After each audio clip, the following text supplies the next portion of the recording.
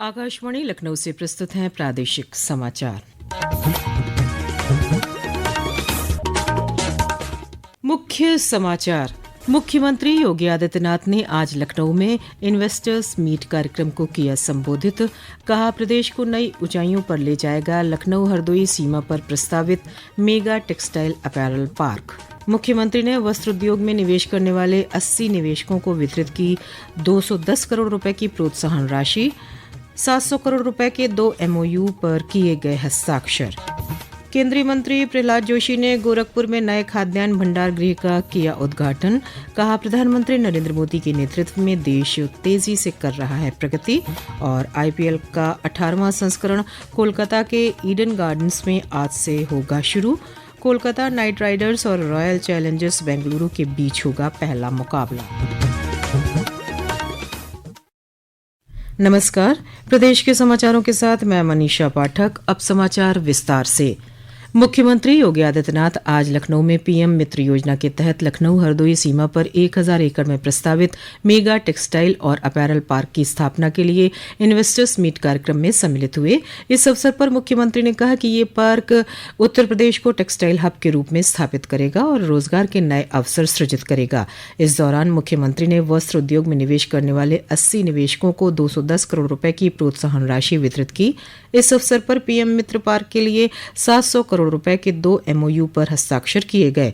कार्यक्रम को संबोधित करते हुए मुख्यमंत्री ने कहा कि उत्तर प्रदेश वस्त्र उत्पादन में 13% योगदान के साथ देश में तीसरे स्थान पर है।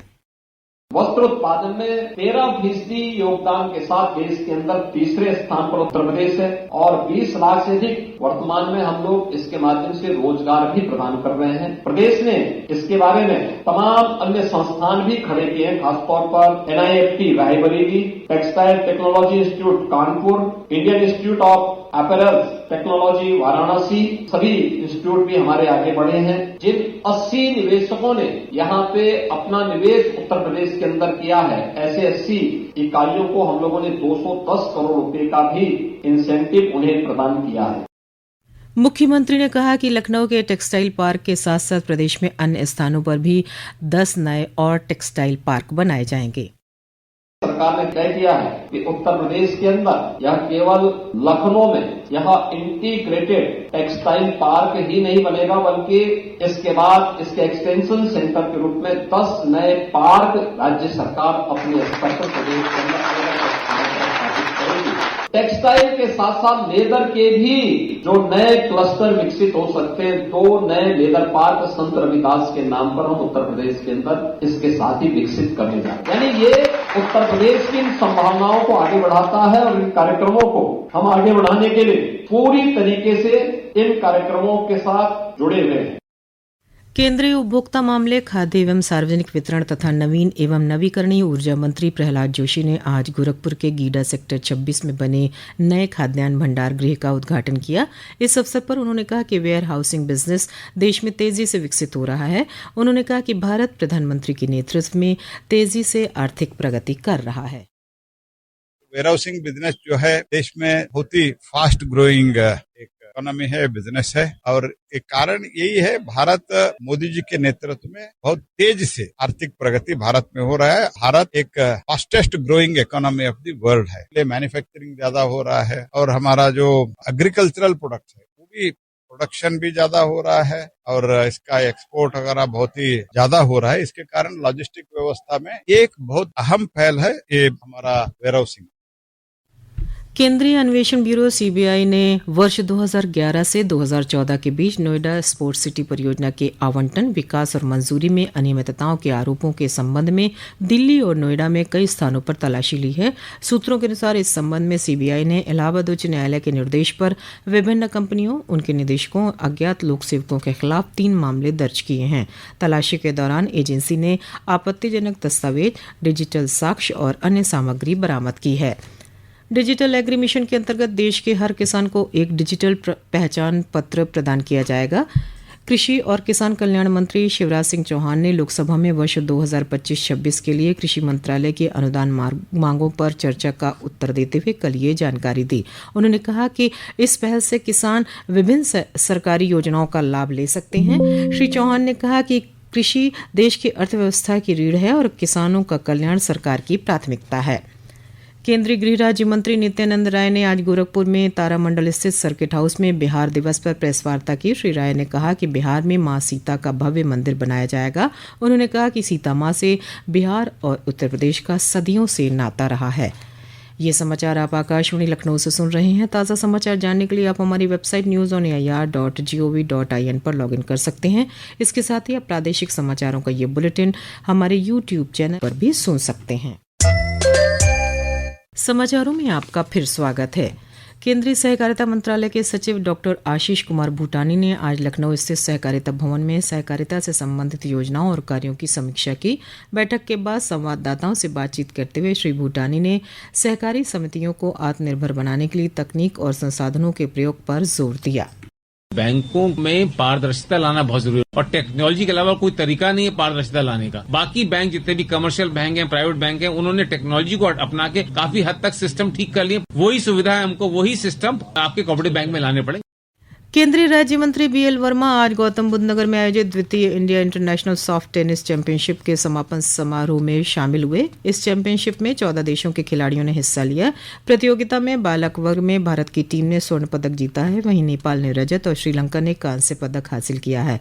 बालिका वर्ग में जापान की टीम ने स्वर्ण, कंबोडिया ने रजत पदक और नेपाल ने कांस्य पदक जीता।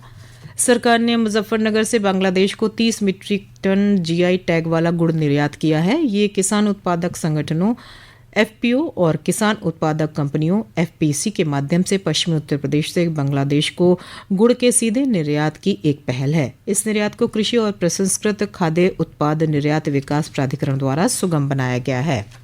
चैत्र माह के कृष्ण पक्ष की अष्टमी तिथि पर आज श्रद्धालु माता शीतला की आराधना कर रहे हैं। बाबा विश्वनाथ की नगरी वाराणसी में प्राचीन दशाश्वमेध घाट स्थित बड़ी शीतला माता मंदिर में सुबह से ही श्रद्धालुओं की भीड़ दर्शन पूजन के लिए जुटी रही। इस दौरान पूरा मंदिर परिसर माता रानी के जयकारों और घंटियों की आवाज से गुंजायमान रहा। दर्शन पूजन के लिए श्रद्धालुओं की कतार लगी रही। शीतलाष्टमी के अवसर पर घरों में भी श्रद्धालु महिलाओं ने व्रत रखकर शीतला माता की आराधना की। शीतलाष्टमी के दिन मां शीतला को बासी भोजन का भोग लगाने का विधान है। ये भोग सप्तमी तिथि की शाम को बनाया जाता है। इंडियन प्रीमियर लीग क्रिकेट का 18वां संस्करण आज से शुरू हो रहा है। कोलकाता में आज आरंभिक मैच में मौजूदा चैंपियन कोलकाता नाइट राइडर्स का सामना रॉयल चैलेंजर्स बेंगलुरु से होगा। मैच शाम 7:30 पर शुरू होगा। टूर्नामेंट में 10 टीम 74 मैच खेलेंगी। प्रतियोगिता का फाइनल 25 मई को होगा।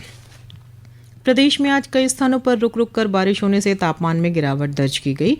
राजधानी लखनऊ में दोपहर बाद तेज आंधी के साथ बारिश हुई। वहीं अयोध्या, मैनपुरी, हमीरपुर और फर्रुखाबाद जनपदों में तेज हवा के साथ बारिश हुई।